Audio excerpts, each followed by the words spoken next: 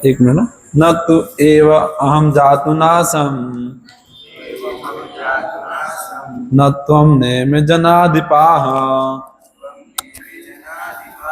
न चैव न भविष्यामः सर्वे वयमतः परम। अनुवाद: એવું ક્યારે ન હતું કે જ્યારે હું ન રહ્યો હોઉં કે તું ન રહ્યો હોય અથવા તો આ બધા રાજાઓ ન રહ્યા હોય, અને એવું પણ નથી કે ભવિષ્યમાં આપણે બધા નહીં હોઈએ. ભાવાર્થ: વેદોમાં કઠોપનિષદમાં તથા શ્વેતાસત ઉપનિષદમાં પણ કહેવામાં આવ્યું છે કે પૂર્ણ પુરુષોત્તમ પરમેશ્વર અસંખ્ય જીવોના કર્મ તથા કર્મફળ અનુસાર જીવોની પોતપોતાની અવસ્થામાં તેમના પાલન કરતા છે. એવા એ જ પૂર્ણ પુરુષોત્તમ પરમેશ્વર તેમના પૂર્ણ અંશ રૂપે દરેક જીવના હૃદયમાં વાસ કરે છે. જે સંત પુરુષો પરમેશ્વરના અંદર તથા બહાર દર્શન કરી શકે છે તેઓ જ પૂર્ણ તેમજ શાશ્વત શાંતિ પ્રાપ્ત કરી શકે છે. નિત્યો નિત્યાનામ ચેતનાનામ એકો બહુનામ યો વિદધાતિ કામાન તમ આત્મસ્તમ એ અનુપશ્યંતિ ધીરસ તેસામ શાંતિ શાશ્વતી નેતરેસામ. કઠોપનિષદ 2.2.13. જે વૈદિક જ્ઞાન અર્જુનને આપવામાં આવેલું તે જ જ્ઞાન વિશ્વના એવા સર્વ લોકોને આપવામાં આવે છે કે જેઓ વિદ્વાન હોવાનો દેખાવો કરે છે પરંતુ હકીકતમાં અલ્પજ્ઞાની છે. ભગવાન એવું સ્પષ્ટ જણાવે છે કે તેઓ સ્વયં અર્જુન તથા યુદ્ધભૂમિ પર એકત્ર થયેલા સર્વ રાજવીઓ શાશ્વત વ્યક્તિગત જીવો છે, અને આ જીવોની બદ્ધ તથા મુક્ત અવસ્થાઓમાં ભગવાન જ તેમના એકમાત્ર પાલન કરતા છે. પૂર્ણ પુરુષોત્તમ પરમેશ્વર સર્વોપરી વ્યક્તિત્વ ધરાવનાર પુરુષ છે, અને ભગવાનનો સનાતન સંગી અર્જુન તથા ત્યાં ભેગા થયેલા સર્વ રાજાઓ સનાતન વ્યક્તિગત પુરુષો છે. તેઓ ભૂતકાળમાં વ્યક્તિગત રૂપે ન હતા એવું નથી, અને એવું પણ નથી કે તેઓ સનાતન વ્યક્તિ રૂપે નહીં રહે. તેમનું વ્યક્તિ તરીકેનું અસ્તિત્વ ભૂતકાળમાં હતું અને ભવિષ્યકાળમાં પણ તેમનું વ્યક્તિત્વ અબાધિત રીતે ચાલુ રહેશે. તેથી કોઈને માટે પણ શોક કરવાનું કારણ ન હતું. મુક્તિ પછી વ્યક્તિગત આત્મા માયાના આવરણથી અલગ થઈને નિરાકાર બ્રહ્મમાં વિલીન થઈ જશે અને પોતાનું અસ્તિત્વ ગુમાવી દેશે. એવા માયાવાદી સિદ્ધાંતનું પણ અહીં અધિકારી ભગવાન કૃષ્ણે સમર્થન કર્યું નથી. તે જ પ્રમાણે અહીં એવા સિદ્ધાંતનું પણ સમર્થન થતું નથી કે માત્ર બદ્ધ અવસ્થામાં જ આપણે અસ્તિત્વનો વિચાર કરીએ છીએ. અહીં કૃષ્ણ સ્પષ્ટપણે કહે છે કે ભગવાન તથા બીજાઓનું અસ્તિત્વ ભવિષ્યમાં પણ નિરંતર ચાલુ રહેશે, જે અંગે ઉપનિષદો દ્વારા પણ સમર્થન થયેલું છે. કૃષ્ણનું આ કથન પ્રમાણભૂત છે, કારણ કે કૃષ્ણ માયાને વશ થઈ શકે નહીં. જો વ્યક્તિગત અસ્તિત્વમાં તથ્ય ન હોત તો કૃષ્ણે આટલા ભારપૂર્વક અને તે પણ ભવિષ્ય માટે કહ્યું ન હોત. માયાવાદીઓ એવી દલીલ કરી શકે છે કે કૃષ્ણ દ્વારા કથિત વ્યક્તિગત અસ્તિત્વ આધ્યાત્મિક નહીં પણ ભૌતિક છે.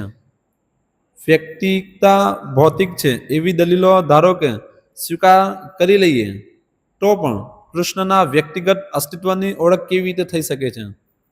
કૃષ્ણ ભૂતકાળમાંના પોતાના અસ્તિત્વનું સમર્થન કરે છે અને ભવિષ્યમાં પણ પોતાના અસ્તિત્વની પુષ્ટિ કરે છે. તેમણે પોતાના વ્યક્તિગત અસ્તિત્વનું સમર્થન અનેક રીતે કર્યું છે અને નિરાકાર બ્રહ્મ પોતાને અધીન હોવાનું જણાવ્યું છે. કૃષ્ણે હર હંમેશ દિવ્ય વ્યક્તિતા જાળવી રાખી છે. જો તેમનો સાધારણ ચેતના ધરાવતા સામાન્ય મનુષ્ય તરીકે સ્વીકાર કરવામાં આવે તો તેમની ભગવદ્ ગીતાનું પ્રમાણભૂત શાસ્ત્ર રૂપે કોઈ મહત્વ રહેતું નથી. માનવીય દુર્બળતાના ચારે દોષવાળો સામાન્ય મનુષ્ય શ્રવણ કરાવવા યોગ્ય ઉપદેશ આપવા અસમર્થ હોય છે. ગીતા આવા સાહિત્યથી પર છે. જો કોઈ પણ દુન્યવી ગ્રંથની ભગવદ્ ગીતા સાથે સરખામણી થઈ શકતી નથી. જો કૃષ્ણને એક સાધારણ મનુષ્ય તરીકે માનવામાં આવે તો ગીતાનું કોઈ મહત્વ રહેતું નથી. માયાવાદી દલીલ કરી શકે છે કે આ શ્લોકમાં બહુવચનમાં કરવામાં આવેલો નિર્દેશ પરંપરાગત છે અને તે દેહનો નિર્દેશ કરે છે. પરંતુ આની પહેલાના શ્લોકમાં આવા દેહાત્મ ભાવની નિંદા કરવામાં આવી છે. એકવાર જીવોની દેહાત્મ બુદ્ધિની નિંદા કર્યા પછી શરીર પ્રત્યેનું પરંપરાગત એવું વિધાન કૃષ્ણ ફરીથી કેવી રીતે કરી શકે છે? માટે વ્યક્તિ તરીકેનું અસ્તિત્વ આધ્યાત્મિક ભૂમિકા ઉપર સ્થાપિત થયેલું છે અને રામાનુજાચાર્ય તથા અન્ય મહાન આચાર્યોએ પણ આ વિશે સમર્થન કર્યું છે. ગીતામાં અનેક સ્થળે જણાવ્યું છે કે આ દિવ્ય વ્યક્તિગત અસ્તિત્વ માત્ર ભગવત ભક્તોને જ સમજાય છે. જે લોકો પૂર્ણ પુરુષોત્તમ પરમેશ્વર તરીકે કૃષ્ણનો વિરોધ કરે છે તેમના માટે આ મહાન સાહિત્ય વિશે સત્તાવાર જ્ઞાન પ્રાપ્ત કરવાનો કોઈ માર્ગ નથી. અભક્તો ગીતાના ઉપદેશોને સમજવાનો પ્રયાસ કરે છે અને એ તો એક મધમાખીની મધની શીશીને ચાટે તેના જેવું છે. શીશીને ખોલ્યા વિના મધનો સ્વાદ મળી શકતો નથી. તેવી જ રીતે કેવળ ભક્તો જ ભગવદ્ ગીતાના ગૂઢ રહસ્યોને સમજી શકે છે. બીજા કોઈ તેનું આસ્વાદન કરી શકતા નથી, જે વિશે આ ગ્રંથના 4થા અધ્યાયમાં કહેવામાં આવ્યું છે. અને જે લોકો ભગવાનના અસ્તિત્વનો જ વિરોધ કરે છે તેઓ ગીતાનો સ્પર્શ પણ કરી શકતા નથી. તેથી ગીતાનું માયાવાદી અર્થઘટન સંપૂર્ણ સત્યનું તદ્દન ભ્રામક અને ગેરમાર્ગે દોરનારું નિરૂપણ છે. ભગવાન શ્રી ચૈતન્ય મહાપ્રભુએ માયાવાદીઓ દ્વારા થયેલા ગીતાના અર્થઘટનો વાંચવાનો નિષેધ કર્યો છે અને આપણને ચેતવણી આપી છે કે જે મનુષ્ય આવા માયાવાદી તત્વજ્ઞાનને ગ્રહણ કરે છે તે ગીતાના વાસ્તવિક રહસ્યને સમજવામાં અસમર્થ બની જાય છે.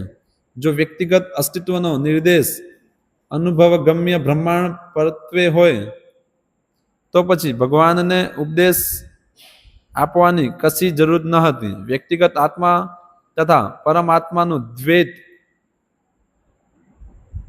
શાશ્વત છે, શાશ્વત સત્ય છે અને ઉપર ઉલ્લેખ થયો છે તે પ્રમાણે આનું સમર્થન વેદો દ્વારા થયેલું છે. ઓમ જ્ઞાનતિમિરાન્ધસ્ય જ્ઞાનંજનશલાકયા ચક્ષુરુન્મિલિतं येन तस्मै श्रीगुरुवे नमः. श्री चैतन्य मनोभीष्टं स्थापितं येन भूतले स्वयं रूपकदा मह्यं ददाति स्वपदान्तिकं वन्देऽहं श्रीगुरुं स्यूतपदकमलं श्रीगुरुन् वैष्णवां च श्रीरूपं साग्रजातं सहगण रघुनाथं तं सजीवं साद्वैतं साधुतं परिजन सहितं कृष्ण चैतन्यदेवं सिद्धार्था कृष्णपादान् सहगण ललिता विशाखान्वितांश्च नमो विष्णुपादाय कृष्णपृष्ठाय भूतले श्रीमते भक्तिवेदांत स्वामिनिति नामिने नमस्ते सरस्वते देवे गौरवाणी प्रचारिणे निर्विशेष शून्यवादी पाश्चात्य देशतारिणे जय श्री कृष्ण चैतन्य प्रभु नित्यानंद श्री अद्वैत गदाधर श्रीवास आदि गौर भक्त वृंद. हरे कृष्णा कृष्णा कृष्णा हरे हरे राम राम राम हरे हरे.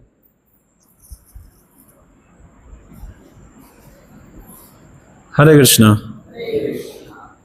આ છે ને થોડુંક અહીંયા મૂક, આ બાજુ ત્યાંથી હવા એ બાજુ જ જાય છે, અહીંયા મચ્છર કડે છે. તો આપણે આ શ્લોકમાં આગલા અઠવાડિયે ચર્ચા કરી હતી ને માયાવાદનું. એમાં આપણે કયા કયા પોઈન્ટ બતાવ્યા હતા?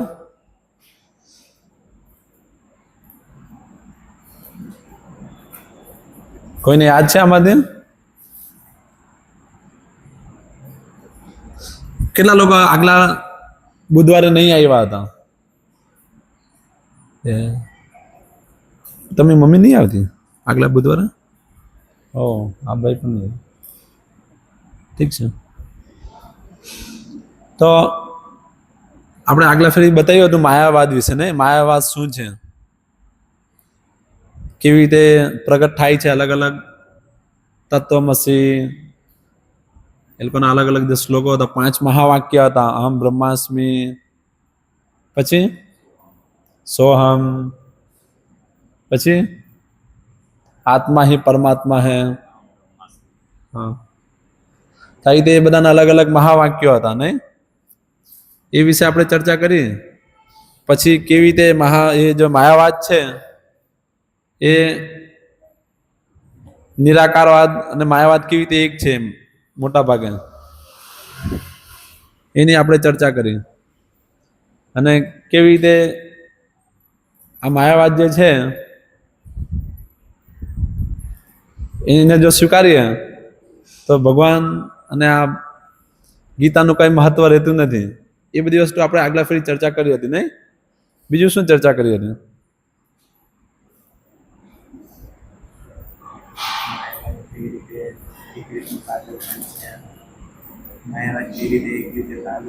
હા, માયાવાદ કેવી રીતે એક રીતે પાગલપન છે, આપણે બધું આગલા ફરી ચર્ચા કરી હતી નહીં? હવે ભગવાન શ્લોક 11મા શ્લોકમાં એને મૂર્ખને કીધું ને તરત આ શ્લોક કીધો ને, આપણે આગલા ફરી પણ કીધું હતું કે ભગવાન આ પહેલે જ આ જ બોલે છે, તો કેમ? એટલે આનો કંઈક વિશેષ છે ને, એમ ખ્યાલ આવે છે. આજે ભગવદ્ ગીતાનો આ શ્લોક છે, નત વેતાહમ જાતું નતુ એવહમ જાતું નાસમ, તો ભગવાન સૌથી પહેલે એ જ કહે છે, આ શ્લોક બોલે છે. કેમ? કેમ કે આ શ્લોક જ્યાં સુધી નહીં સમજશું ત્યાં સુધી ભક્તિ શું છે નહીં ખ્યાલ આવશે. જો આ શ્લોક આપણે ભૂલી જશું તો ભક્તિથી ગાયબ થઈ જશું. કારણ કે ભક્તિ એટલે શું છે? ભક્તિમાં ભક્ત છે, ભગવાન છે, અને ભગવાન અને ભક્તની વચ્ચે સેવા છે. ખ્યાલ આવે છે? તો આ ત્રણેય વસ્તુ જ્યાં હવે ભક્ત અને ભગવાન જો એક જ થઈ ગયા તો સેવા અને ભક્તિની વાત જ ક્યાં આવી? જો આપણે એવું માનશું હું જ ભગવાન છું, હાથમાં એ જ પરમાત્મા છે, હું જ એ જ બ્રહ્મ છું, તો પછી ભક્તિ અને સેવાની વાત ક્યાં આવી? નહીં આવશે ને. તે માટે વાત આવે માટે સૌથી પહેલા આ શ્લોક ભગવાને કીધું, એ પોઈન્ટ કાપવા માટે કે નહીં, તું પણ સનાતન રૂપે છે અને હું પણ સનાતન રૂપે છું. અને સાથે સાથે આ જે બાકી અહીંયા ઊભા છે રાજા, એ લોકો પણ સનાતન રૂપે છે. તો ભગવાન અહીંયા આત્મા વિશે કહી રહ્યા છે, કૃપા તાત્પર્યમાં રાખી રહ્યા છે કે અહીંયા એ જીવાત્મા વિશે વાત કરી રહ્યા છે. કારણ કે એનાથી પહેલાના શ્લોકમાં જ દેહાત્મ બુદ્ધિને તો ભગવાને કીધું ને, નાનું સોચતું અરહસી, નાનું સોચંતી પંડિતા, જે વિદ્વાન છે તે આવી રીતે નથી વિચારતો. તો ત્યાં પહેલેથી જ એને શરીરના લેવલથી વિચારવાના કારણે એને મૂર્ખ કહી દીધો છે. તો એકવાર મૂર્ખ કીધું, પાછું થોડીક શરીર વિશે કહેશે. તો ભગવાન અહીંયા આત્મા વિશે વાત કરી રહ્યા છે ને, કે અહીંયા જે આ બધી આત્માઓ ઉપસ્થિત છે એ ભવિષ્યમાં રહેશે. જો ભગવાન છે અને આત્મા છે બે સનાતન રૂપે છે તો પછી ભક્તિની વાત આવે નહીં, તો પછી બેવના વચ્ચે સંબંધની વાત આવશે. સંબંધ અને સંબંધના અનુસાર કાર્ય, પ્રેમ, એ બધી વાત ત્યારે આવશે. તે માટે આ શ્લોક બહુ મહત્વપૂર્ણ છે, કારણ કે બે વસ્તુને પૃથક કરે છે. એક તો એ છે. પછી બીજું શું છે? ભગવાન આ શ્લોકમાં ભોગવાદને નિરુત્સાહિત કરે છે અને કાપે છે. જે ભોગવાદ છે ને, યાવત જીવેત સુખમ જીવેત, કે ભાઈ જ્યાં સુધી જીવો સુખીથી જીવો, જીવનને એકદમ સુખપૂર્વક રાખો એમ નહીં. તો ભાઈ સુખપૂર્વક કેવી રીતે રાખશું? તો એના માટે ઘી પીવું પડશે ને. તો ધૃતમ પીબેત, ભાઈ ઘી પીઓ, સુખીતા હો, ઘી પીઓ. ભાઈ ઘી પીવા માટે પૈસા જોઈએ, તો પૈસા ક્યાંથી લાવશું? ઉધારી લો, લોન લો, પર્સનલ લોન લો, હોમ લોન લો, જોબ લોન લો, નહીં લગ્ન માટે લોન લો, ફોન માટે એના માટે લોન લો. હવે કઈ વસ્તુ નથી, મિક્સર મશીન પર લોન આવે, એના હપ્તા બને ને, એના પર લોન લો, કાર પર કાર લોન લો. તો નથી પૈસા તો લોન પર લો. અને ભાઈ લોન પર લેશું તો પાછું ભરવું પડશે ને, એને આપવું પડશે. ના ના ના, ભસ્મીભૂતસ્ય દેહસ્ય કુત પુનઃ આગમન ભવેત. એક આપણે મરી જશું, શરીર હલગાવી દેશે, ક્યાં આપણે પાછા આવવાના છે? એટલે યાવત જીવે સુખમ પીવે, સુખમ જીવે ઋણમ કૃત્વા ધૂતમ પીવે. પૈસા લો અને ઘી પીઓ, બધાથી ઉધારી લો, જલસા કરી લો. કારણ કે પાછા તો આપણે આવવાના જ નથી. કારણ કે આપણે આ શરીર છે, શરીર ભસ્મીભૂતસ્ય દેહસ્ય, કે આ શરીર એકવાર ભસ્મ થઈ જશે, બધું જીરો થઈ જશે. તો ભગવાન અહીંયા કાપી રહ્યા છે, નહીં શરીર ભસ્મ થઈ જશે પણ તું રહેશે, એવું કોઈ દિવસ નથી તું નથી. ખ્યાલ આવે છે? તો આ પોઈન્ટ, આ એક જ વાક્યમાં ભગવાને આ ભોગવાદને કાપી નાખ્યો. આજે આ વિચારીને બધા ચાલે છે કે યસ, આ જીવનમાં જ આપણે બરોબર આનંદ માણવો છે, જલસા કરી લેવા છે, પછી કાલ કોણે જોઈ? તો એ વાતને ભગવાન અહીંયા કાપે છે, નહીં કાલ છે, કારણ કે આપણે સનાતન રૂપે છે ને. તો એક આ વાત થઈ, તો ભગવાન અહીંયા ભોગવાદને કાપે છે. પછી બીજું શું છે? બીજું શું બતાવવા માંગે છે? ન ચૈવા ન ભવિષ્યામાં, કેવું નથી કે આપણે બધા ભવિષ્યમાં નહીં રહેશું. તો જો આપણે ભવિષ્યમાં રહેશું, એ આપણે જો સમજીએ કે આપણે ભવિષ્યમાં રહેશું, તો આપણે જો સૌથી મોટો જે ડર છે, શું ડર છે? મૃત્યુનું. નહીં, આપણે બધા મૃત્યુથી બીએ છીએ. લોકો એમાં બી છે ને, મૃત્યુથી બીક બધાને લાગે છે. ભગવાન એ પહેલે જ કહે છે કે ભાઈ એવું નથી કે આ બધા નહીં રહેશે, કે તું નહીં રહેશે, આપણે બધા સનાતન રૂપે રહેશું. તો જે આપણો ડર છે, જે મૃત્યુથી આપણે બીએ છીએ, ડર ખતમ. નહીં, એ ડરના લીધે તો આપણે આટલું બધું અહીંયા સંઘર્ષ કરી રહ્યા છીએ ને. આપણે મરવા નથી માંગતા, અને મરવા નથી માંગતા એ માટે અહીંયા આટલો બધો આપણે પ્રયાસ કરી રહ્યા છીએ, પોતાને હંમેશા પોતાનું અસ્તિત્વ ટીકાઈ રાખવા માટે. તો ભગવાન કહે છે કે શરીર તો મરી જશે, આગળ બતાવશે, બધા આગળ વાત આવશે, પણ અહીંયા ભગવાન બતાવે છે કે તું, હું અને આ બધા રહેશે, તો આત્માના રૂપે, નહીં શાશ્વત રૂપે. આત્માના રૂપે કહેવાનો મતલબ શું છે? એવું નથી કે આત્મા એટલે આત્મા સાથે શરીર આવી જ જાય છે. એમ કેવું શરીર? આત્માનું શરીર. સામાન્યતઃ આપણે આત્મા એટલે શું સમજીએ? પ્રકાશ, નહીં લાઈટ, જ્યોતિ. પણ એવું નથી. આત્માની જયારે વાત થાય તો એના અંદર આત્માનું મન, બુદ્ધિ, અહંકાર, એનું શરીર બધું જ આવી જાય છે ને. આધ્યાત્મિક શરીર. હા, જો પ્રભુપાદ કે આ જેવી રીતે આપણે હાથના મોજા બનાવીએ ને, તો મોજા કયા માપથી બનાવીએ? હાથના માપથી જ બનાવીએ ને. આ કપડા મેં પહેર્યા છે કયા માપથી પહેર્યા છે? મારા શરીરના માપથી જ પહેર્યા છે ને. તો શરીર છે ત્યાર પછી કપડું બન્યું ને, એના માપનું. ખ્યાલ આવે છે? તો આત્માનું શરીર છે તો આપણા પાસે ભૌતિક શરીર મળ્યું છે, પણ આત્માનું શરીર સનાતન છે. અને અત્યારે આપણે આ ભૌતિક જગતમાં છીએ, તો એનાથી વિપરીત છે. આધ્યાત્મિક જગતથી વિપરીત છે. આપણને ભૌતિક શરીર આપવામાં આવ્યું છે. એક એવું શરીર જે થોડાક દાડામાં જાતે સડીને ભસ્મ થઈ જશે, એમ કોઈ જશે. પણ આનાથી વિપરીત છે આત્માનું શરીર, જે સનાતન રહેશે. તો ભગવાન અહીંયા એ વાત પણ કરી રહ્યા છે. તો આપણું આ જે બીક છે, મૃત્યુની બીક બધાને છે. મરવાનો પ્રશ્ન જ નથી, આપણે મરશું જ નહીં, તો ચિંતા જતી રહી ને. એટલે એમ તો રિયલાઇઝ થશે તો જ જશે. પણ આગળ ભગવાનની બધી વસ્તુ બતાવશે, એમ બ્રહ્મભૂત પ્રસન્ન આત્મા. જયારે આપણે આત્માના લેવલ પર જશું તો પ્રસન્ન રહેશું. ન કાંક્ષતી ન સોચતી, પછી કંઈક છોડવા પકવાની વાત નહીં, ત્યારે આત્માનો આનંદ જાતે પ્રાપ્ત થશે ભગવાનની સેવા કરીને. ને એક તો એક આપી રહ્યા છે. પછી બીજું શું છે? બીજું પણ એક છે, તમે બધા વિચારીને આવજો. આ હોમવર્ક છે. બીજું શું કહે છે તમે થોડુંક મનન કરજો. તો આપણે આપણો ટોપિક લઈએ, માયાવાદ. તો આ માયાવાદ હજુ વિસ્તાર પામ્યું નહીં. તો હવે એના અંદર શું આવ્યું? હવે અત્યારે જે માયાવાદ છે,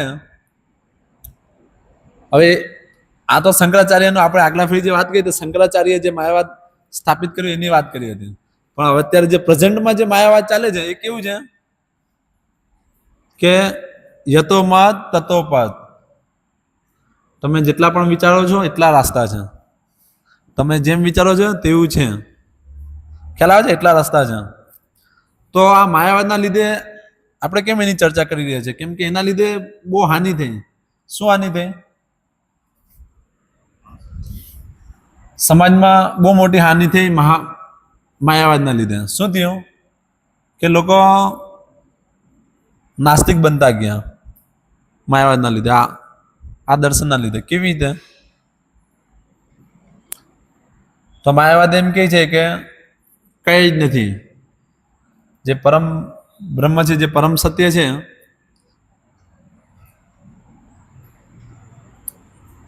એ જ છે, બાકી કંઈ નથી. ને આપણે બધા એ જ છીએ ને. તો એનાથી શું કર્યું? પેલું વ્યક્તિત્વ ખતમ કરી નાખ્યું. આપણું જે પોતાનું વ્યક્તિત્વ છે એ માયાવાદે એને ખતમ કરી નાખ્યું. કેવી રીતે ખતમ કરી નાખ્યું? કે આપણે બધા એ બ્રહ્મ છીએ, એ જ બ્રહ્મના આપણે એ જ બ્રહ્મ છીએ, પણ અહીંયા આપણે ભૂલી ગયા છે કે આપણે એ જ છે. જ્યારે આપણે જ્ઞાન અર્જિત કરશું, જ્ઞાન આપણે ડેવલપ કરશું, તો આપણે બ્રહ્મમાં જઈને વિલીન થઈ જશું.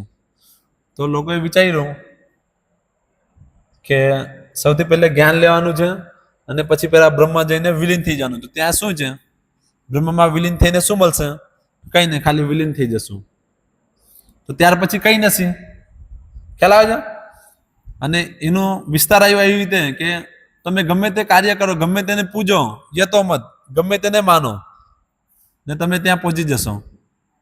નહીં, સામાન્ય ત્યાં સમાજમાં બધા નહીં કે તમે ગણપતિને માનો, શિવજીને માનો, કાલ ભૈરવને માનો, ગમે તેને માનો, છેલ્લે તો બધું એક જ છે ને. બધા રસ્તા તો એક જ છે. છેલ્લે તો આપણે ત્યાં જ જવાના છે. ખ્યાલ આવે છે? આ શેના લીધે આવ્યું? માયાવાદના દૂષણના લીધે આવ્યું. તેનાથી શું થયું? કે લોકો નાસ્તિક બનતા ગયા. કારણ કે અલ્ટિમેટ શું છે? ગમે તે કરો ત્યાં જ પહોંચવાના છે, એ જ પ્રાપ્ત કરવાના છે.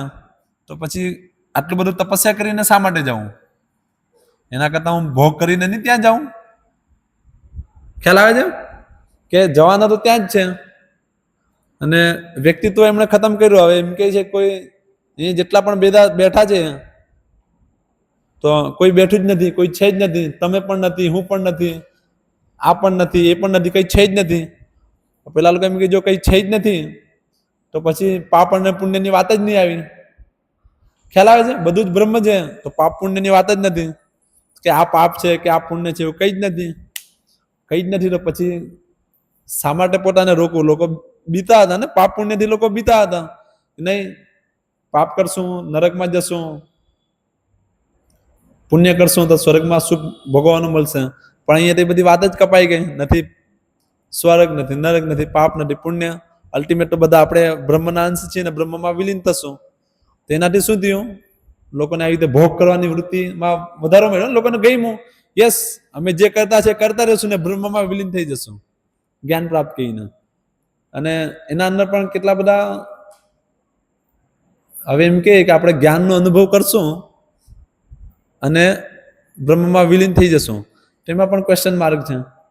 જ્ઞાનનો અનુભવ કરશું તો અનુભવ કોણ કરશે? અનુભવ કોણ કરી રહ્યું છે? કોઈ વ્યક્તિ જ કરી રહ્યું છે ને. અનુભવ કોણ કરી રહ્યું છે? જ્ઞાનનો અનુભવ કરવો તો કોણ કરે છે? પહેલા અનુભવ થશે ને, હું જ્ઞાની થઈ ગયો તો અનુભવ કરશે, તો અનુભવ રહેશે. તો એ અનુભવ કોનો છે? એ લોકો પાસે આન્સર નથી. એ લોકોનું આ દલીલ છે, પણ એનો આ આન્સર નથી. ખ્યાલ આવે છે? પેલો કે અનુભવ કરશે તો અનુભવ કોણ કરી રહ્યું છે? કોને અનુભવ થાય છે કે હવે હું જ્ઞાની થઈ ગયો? તો જે અનુભવ કરે છે એ વ્યક્તિ તો છે ને. તો વ્યક્તિત્વ ક્યાં ખતમ થયું? નથી ખતમ થયું. પણ આવી રીતે ગુમરાહ કરીને, શબ્દોના વાકજાલ કરીને લોકો આવી રીતે ધીરે ધીરે પાપ પુણ્ય બધું ખતમ થયું. એટલે લોકો ધીરે ધીરે નાસ્તિકતાની તરફ વળ્યા. એવું કંઈ છે જ નથી. અલ્ટિમેટ તો આપણે ત્યાં જ જવાના છે ને. એમાં એ પેલું જે બ્રહ્મ છે, જે જ્યોતિ છે, એમાં જ જઈને વિલીન થઈ જવાના છે. તો ત્યાં શું છે? એના કરતાં અહીંયા જ્યાં સુધી છે આપણે જલસા કરીએ. ખ્યાલ આવે છે? લોકોને આવી રીતે પ્રોત્સાહન મળ્યું. તો એક એ વાત કપાઈ રહી છે અહીંયા. એ આવી રીતે એ લોકોની આ ગેરધારણા, માયાવાદના કારણે આવી રીતે લોકો વધારે ને વધારે પાપ કાર્યમાં પ્રવૃત્ત થતા ગયા. નહીં, અને એના કારણે નરકગામી થશે, નરકમાં જશે.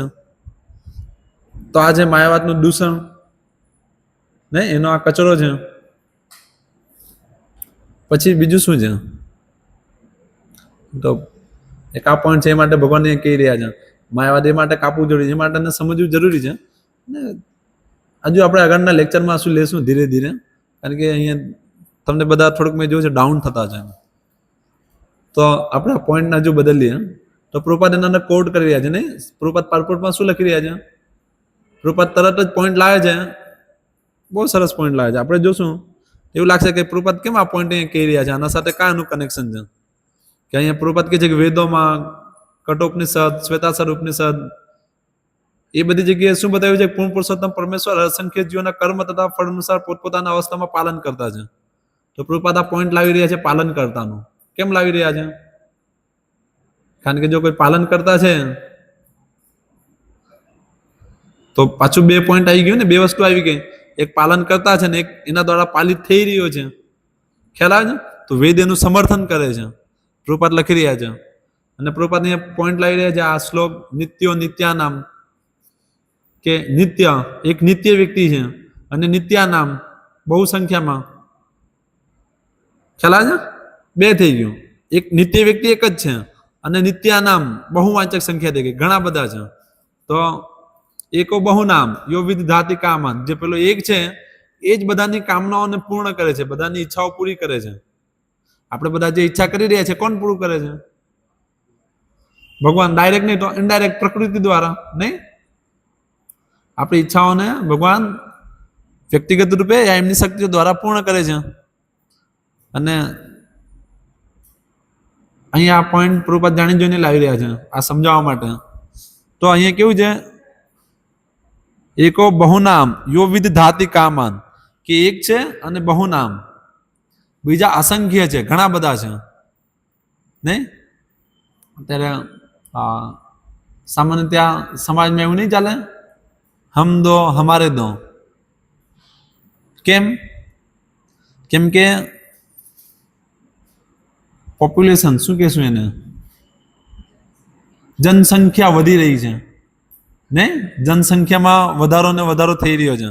બહુ બધી જનસંખ્યા વધી રહી છે. તો એ માટે હવે આપણે બધાએ નિયંત્રણ લાવવું પડશે. હમ દો હમારે દો.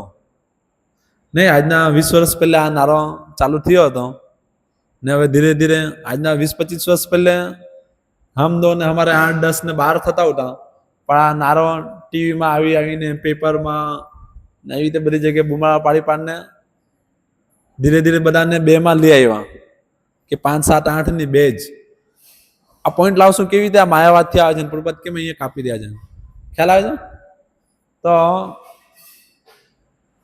કેમ એ લોકો એવું કહી રહ્યા છે? પોપ્યુલેશન વધી રહ્યું છે, જનસંખ્યા વધી રહી છે.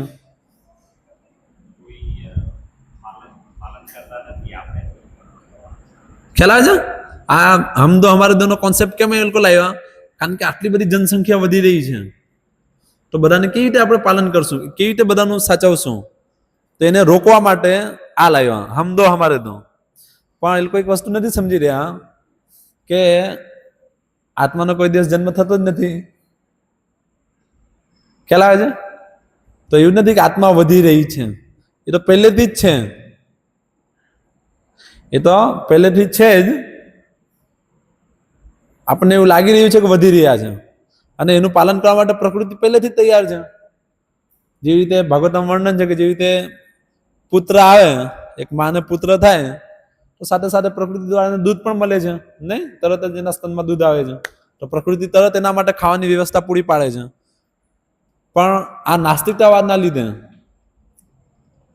વિચારી રહ્યા છે કે આટલી બધી પોપ્યુલેશન વધી રહી છે તો કેવી રીતે બધાનું ભરણ પોષણ થશે? કેમ એ લોકો એવું વિચારી રહ્યા છે? કારણ કે આજના 250-300 વર્ષ પહેલા ઘણા બધા એવા દેશ હતા જેવી રીતે પોલેન્ડ, તુર્કી, પછી આ હિટલર હતો ને, કાન હતો હિટલર, જર્મની, તેના આજુબાજુના એ બધા જેટલા દેશો હતા ત્યાં સુધી એ લોકોએ આવી રીતે જોયું. આ જનસંખ્યાવાળું એવું નથી અત્યારથી જ આ નારો ચાલી રહ્યો છે. આ 300 વર્ષ પહેલા પણ આ જ નારો હતો કે લોકો વધી રહ્યા છે. ને શું થયું કે ત્યાં સંખ્યા વધી રહી છે પણ એના જે સોર્સ છે, જે ખાવાનું બધી જે પ્રકૃતિ દ્વારા જે એનું બધું આપવાનું જે સોર્સ છે એ શું છે? એના રિસોર્સ એ લિમિટેડ છે. સંખ્યા વધી રહી છે અને બધાને આપવા માટે લિમિટેડ છે. તો હવે શું કરીએ? એ લોકો આવી રીતે બધા મળીને વિચાર્યું, સંગઠન કર્યું. હવે શું કરીએ? શું કરવું જોઈએ? શું કરવું જોઈએ? તો પછી એ લોકો બીજા દેશ પર આશ્રિત થવા લાગ્યા. અને ભારત દેશ એક એવો દેશ હતો જે વર્ણાશ્રમને પાલન કરી રહ્યા હતા એ લોકો. તો એ કારણે એ લોકો સમૃદ્ધ હતા. એ લોકો હોળી પર રમતા તો ઘીથી રમતા હતા. દૂધ છાશથી તો હોળી રમતા હતા. ભાગવતમાં વર્ણન છે કે જ્યારે 5000 વર્ષ પહેલા ભગવાન આવી રીતે રમે છે હોળી, ત્યાં વૃંદાવનવાસીઓ જે હોળી રમી રહ્યા છે, તો ઘીના હોળી રમવાથી, ઘી અને દહીં માખણથી હોળી રમવાથી આખું કીચડ થઈ ગયું, એના દ્વારા કીચડ થઈ ગયું. તો 5000 વર્ષ પહેલા આવી રીતે એનાથી કીચડ થતું હતું. ને હવે આપણી સ્થિતિ શું છે કે ખાવા માટે તો છોડો, અગરબત્તી દીવા કરવા માટે ઘી નથી મળતું. ભગવાનને દીવો કરવો હોય ને તેના માટે શુદ્ધ ઘી નથી મળતું. લોકો ડાલડા અને તેલ ઉપયોગ કરી રહ્યા છે. પેલું માર્કેટમાં જે 100% ઘીના નામે વેચાય, ક્યાંથી લાવશે ઘી? પેલો એક બાબુ આવે ટીવી પર, એ કે અમે બધાને શુદ્ધ ઘી આપશું. આખા ભારતમાં ઘી સપ્લાય કરી રહ્યો છે. એના પાસે કેટલી ગાય છે કે આટલું બધું ઘી સપ્લાય કરી રહ્યો છે? ક્યાંથી લાવી રહ્યો છે? ખ્યાલ આવે છે? એક ગાય હોય 10 લીટર દૂધ આપે તો 10 લીટર કે ઘી થોડીક નીકળે એમાંથી અમુક માત્રામાં જ ઘી નીકળે ને. અને આવી રીતે આખા ભારતમાં સપ્લાય કરી રહ્યો છે. તો ક્યાંથી લાવી રહ્યો છે? કેટલી ગાય છે ને બતાવો. તે પણ આવી રીતે જ લાવી રહ્યો છે ને, ખાલી બુમાળા પાડી રહ્યો છે શુદ્ધ ઘી શુદ્ધ ઘી. પણ એવું જ છે. તો આ એ લોકોએ જોયું આવી રીતે કે પોપ્યુલેશન વધી રહી છે, આ ઓછું છે, તો બીજા દેશ દ્વારા એ લોકો ડિપેન્ડ થવા લાગ્યા. તો જોયું ભારત, તો ભારતથી પહેલા અહીંયા કહો, અહીંયાથી મસાલો, ફ્રૂટ, અનાજ બધું ભારતથી સપ્લાય થતું બીજી જગ્યા.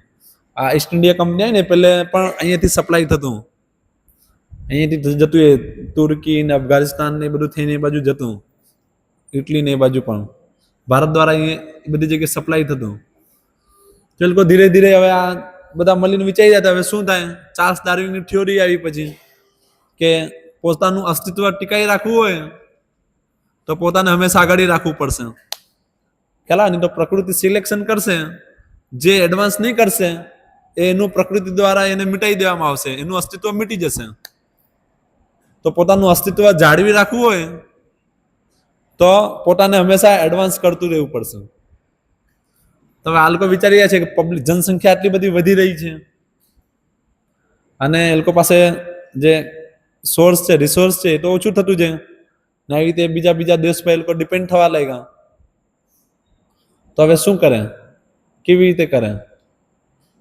તો પછી એ લોકો ધીરે ધીરે આવી રીતે આ અલગ અલગ જગ્યાએ કબજે કરવા લાગ્યા. નહીં, એના કારણે તમે જો World War II થયું, વિશ્વયુદ્ધ થયું ને.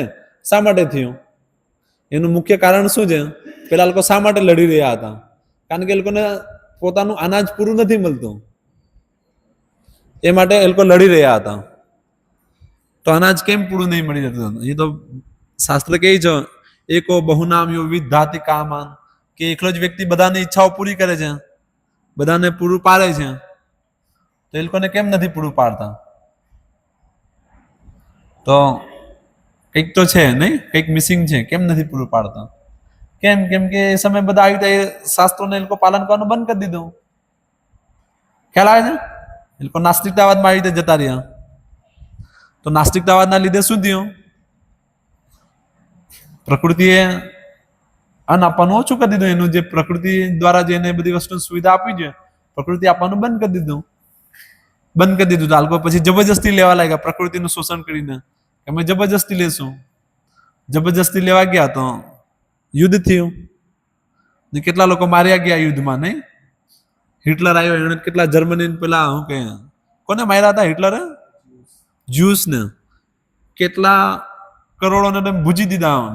એટલે એની ભઠ્ઠીમાં કઈ આપણે લાકડી લાખીને રોટલી બનાવીએ તેવી રીતે વ્યક્તિને લાગતા, જીવતા વ્યક્તિને નાખી દેતા ને એ લોકોને સળગાવીને રોટલી બનાવીને એ લોકો ખાતા.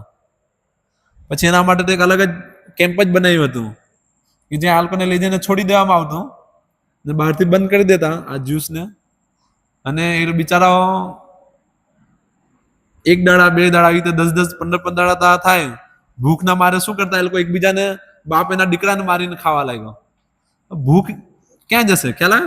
પેલો વ્યક્તિ એટલો મજબૂર થઈ ગયો કે પોતાનું મલ ત્યાગીને મળને પાછો ખાય ને આવી રીતે લોકો મર્યા. કેટલું કૃત્રિમ રીતે એમ, એટલે કેવી રીતે કહેશું, કેટલી એકદમ ક્રૂર એ લોકો ટોર્ચર થઈને મર્યા. ને આવી સ્થિતિ થઈ. કેમ એ બધું થયું? કારણ કે પોતાનું અસ્તિત્વ ટીકાઈ રાખવું છે તો પોતાને એડવાન્સ કરવું પડશે, પોતાની પ્રગતિ કરવી પડશે. અને પોતાની પ્રગતિ કરવી પડશે. પોતાની પ્રગતિ કરવી હોય તો આટલા બધા લોકો હોય તો કેવી રીતે પ્રગતિ થાય? બહુ બધા લોકો હશે તો જે અનાજ પાકશે તો બધાને આપવું પડશે, બધા ખાઈ જશે. તો ઓછા લોકો રહેશે તો શું છે, આપણે આગળ વધશું. બહુ બધા રહેશે તો કેવી રીતે વધશું? ખ્યાલ આવે છે? આ કોન્સેપ્ટ ત્યાંથી આવી રહ્યો છે. એટલે હમ દો હમારે દો, તો 2 થી વધારે થશે તો પાછું એ અમે પ્રકૃતિ દ્વારા નીચે દબાઈ જશું ને અમારું અમે રહી જશું ને જે એડવાન્સ કરશે એ લોકો બહાર નીકળશે. ખ્યાલ આવે છે? તો એ માટે એ લોકો આવી રીતે પછી પોતાનું અસ્તિત્વ ટીકાવવા માટે આવી રીતે એકબીજાને મારવા લાગ્યા અને ધીરે ધીરે વર્લ્ડ વોર 2 માં ઘણા બધા લોકો મરી ગયા. પણ આ કોન્સેપ્ટ તો ત્યાર પછી પણ ચાલુ ને ચાલુ જ રહ્યો. હજુ પણ લોકો કહે છે નહીં, પોપ્યુલેશન વધી રહી છે, વધી રહી છે. પણ એકચ્યુઅલી વધી રહ્યું છે? ખરેખર વધી રહ્યું છે? આંકડો જોઈએ તો ખબર પડે નહીં કેટલા બધા લોકોનો જન્મ થાય છે અને એની સામે મરી કેટલા રહ્યા છે? થોડાક જ નહીં. આપણા ભક્તોની પણ આ વિચાર ધારણા હોય છે મોટા ભાગે કે હા ખરેખર પોપ્યુલેશન તો વધી રહી છે. એટલે આટલા હતા, આટલા કરોડ હતા, હવે આટલા કરોડ થઈ ગયા, તો આટલી જનસંખ્યા વધી. પણ જો જોઈએ તો જનસંખ્યા ક્યાં વધી? ધારો કે બધી જગ્યાએ જે જન્મ થાય છે બધાનો આંકડો લઈએ, ક્યાં ભાઈ દરરોજ એક દિવસમાં 10,000 છોકરાઓનો જન્મ થાય છે, બરોબર? અને એની સામે કેટલા મરી રહ્યા છે? 1,000 મરી રહ્યા છે, નહીં કે 2,000 મરી રહ્યા છે? તો 10,000 નો જન્મ થાય છે ને 2,000 મરી રહ્યા છે, તો 8,000 જનસંખ્યા દરરોજ વધી રહી છે. વધી રહી છે ને? પણ એવું નથી.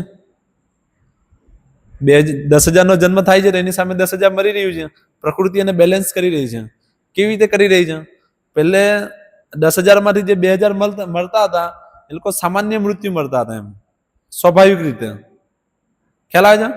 પણ હવે સ્વાભાવિક રીતે વાળા કેટલા મરે છે? સ્વાભાવિક રૂપે મરવાળા 10% છે. 100 મૃત્યુ થાય, 100 વ્યક્તિ મરે છે, એમાંથી 10 જ વ્યક્તિ એવા છે જે સ્વાભાવિક રીતે મરે છે. બાકી 90 તો કેવી રીતે મરી રહ્યા છે? આત્મહત્યા, એક્સિડન્ટ, મર્ડર, નહીં? પછી અલગ અલગ બીમારીઓથી. ખ્યાલ આવે છે? તો અલ્ટિમેટ જયારે જોશું, બેનો સરવાળો કરશું, હવે એ શું છે, એ લોકો પૂરું બતાવતા નથી. એમ કેમ નથી બતાવતા? કારણ કે એમ જો બતાવે કે જેટલા જન્મ થઈ રહ્યા છે એટલા જ મરી રહ્યા છે, તો પછી એડવાન્સમેન્ટ ક્યાં ગયું? તમે આ 300 વર્ષથી જે એડવાન્સમેન્ટ કરી રહ્યા છે, તમારું મેડિકલ એડવાન્સ ક્યાં થયું? તો પોતાને મેડિકલને એડવાન્સ બતાવવા માટે એ લોકો એટલું મૃત્યુ દર નથી બતાવી રહ્યા. બાકી તમે સર્વે કરીને જો જેટલા જન્મ થાય છે દરરોજ એની સામે એટલા મૃત્યુ તો થઈ જ રહ્યા છે ને? નથી થઈ રહ્યા? થઈ રહ્યા છે. પણ એ લોકો મૃત્યુનો ડર છુપાવી રહ્યા છે. દર કેવી રીતે કરીશું? દર એટલે પેલું ડર નહીં, બીક નહીં, હે રેટ. શું? દર.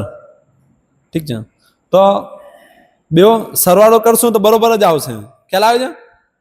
હવે ધારો કે દરરોજ 10,000 નો જન્મ થાય છે અને 1,000 મરી રહ્યા છે, 9,000 બચી રહ્યા છે ને? એક બમ બ્લાસ્ટ થયો ને જતા રહ્યા, આપસમાં લડ્યા ને જતા રહ્યા, ભૂકંપ આવ્યો ને જતા રહ્યા, સુનામી આવીને જતા રહ્યા. તો એ પ્રકૃતિ મેનેજ કરી લે છે. ખ્યાલ આવે છે? એવું ખાલી અફવા છે કે આ પોપ્યુલેશન વધી રહી છે, પોપ્યુલેશન વધી રહી છે. નથી વધી રહી. આ પેલો હતો ને, કોણ હતો? ઇન્દિરા ગાંધીનો છોકરો સંજય ગાંધી ને? સંજય ગાંધીએ કીધું કે બધાને નસબંધી કરાવી દો, બધાને. એમ કે પોપ્યુલેશન બહુ વધી રહ્યું છે, નસબંધી કરાવી દો. તો દિલ્હીમાં એ સમયે એને જયારે જાહેર કરી તો લોકોને આવી રીતે ખેંચી ખેંચીને લઈ જતા. રસ્તામાં જો કોઈ દેખાય ને, પેલો લગન એના થયેલા છે, નથી થયેલા, કઈ નહીં, બંધ કરો, પોપ્યુલેશન બહુ વધી રહી છે એને કંટ્રોલ કરો. આવી રીતે એને જબરજસ્તી નસબંધી કેટલા લોકોનું કર્યું? ઘણા બધા. એમાં તો પેલા બિચારા દાઢીવાળા તો એમ જ મરી ગયા. એ લોકોને ખેંચી ખેંચી લઈ ગયા. એ લોકોને વધારે કર્યું એમ એ આંકડા દરમિયાન. તેના કારણે પછી એને મરવું પડ્યું. એમ ખ્યાલ આવે છે? આવી રીતે સાયકો થઈ ગયો, એને મરાવી દેવું પડ્યું કે ભાઈ લે, આવી રીતે કરશે તો બાકી બધાનું શું?